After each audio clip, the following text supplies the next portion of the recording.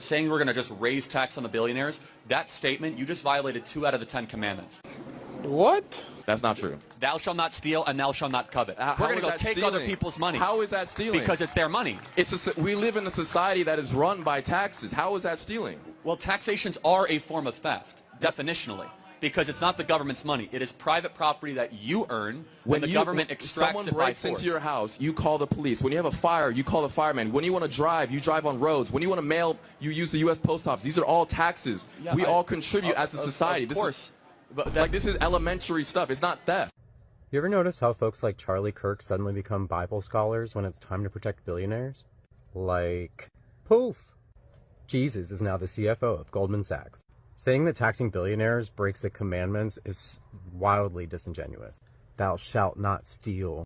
Brother, billionaires are hoarding wealth built off the labor of underpaid workers, tax loopholes, and political lobbying. If anything's theft, it's that.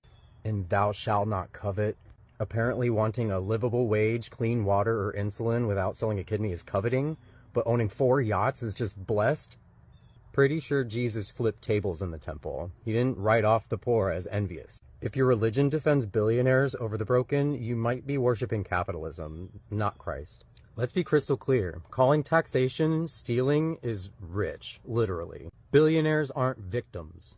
They're beneficiaries, built on underpaid labor, tax shelters, and loopholes big enough to fly a private jet through.